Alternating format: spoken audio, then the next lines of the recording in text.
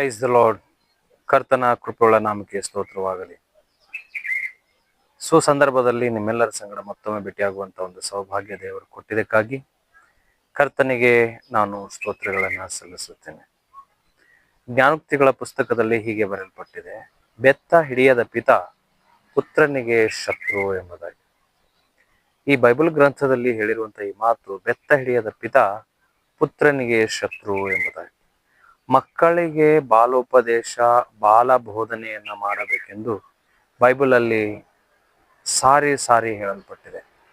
ನಮ್ಮ ಮಕ್ಕಳಿಗೆ ನಡೆಯಬೇಕಾದಂಥ ದಾರಿಯನ್ನ, ಮಾಡಬೇಕಾದಂಥ ಕೆಲಸದ ಕುರಿತಾಗಿ ನಾವು ನಮ್ಮ ಮಕ್ಕಳಿಗೆ ಹೇಳಬೇಕಾಗಿದೆ. ಮತ್ತು ನಮ್ಮ ಸೃಷ್ಟಿಕರ್ತನಾದ ದೇವರನ್ನ ಆರಾಧನೆ ಮಾಡುವುದು, ಸ್ತೋತ್ರಗಳನ್ನು ಸಲ್ಲಿಸುವಂಥದ್ದು ನಾವು ಕಲಿಸಬೇಕಾಗಿದೆ.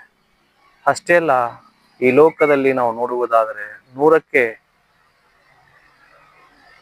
90% ಜನರು ಪಾಪದಲ್ಲಿದ್ದಾರೆ, ಕಷ್ಟದಲ್ಲಿದ್ದಾರೆ.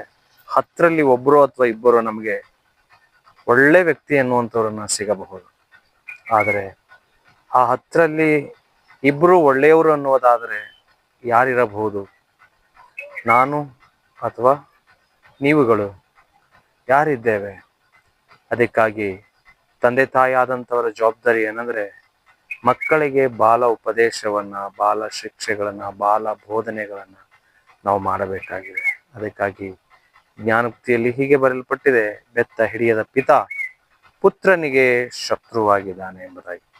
ಇವತ್ತು ನಮ್ಮ ಮಕ್ಕಳು ಯಾವ ಮಾರ್ಗದಲ್ಲಿ ನಡೆಯಬೇಕಾಗಿದೆ ಅದನ್ನು ನಾವು ತೀರ್ಮಾನ ಮಾಡಿ, ಮತ್ತು ದೇವರ ಇಚ್ಛೆ ಮಕ್ಕಳ ಮೇಲೆ ಏನಿದೆ ಎಂಬುದಾಗಿ ತಿಳಿಸಿ ಅವರಿಗೆ ನಾವು ಕೊಡಬೇಕಾಗಿದೆ.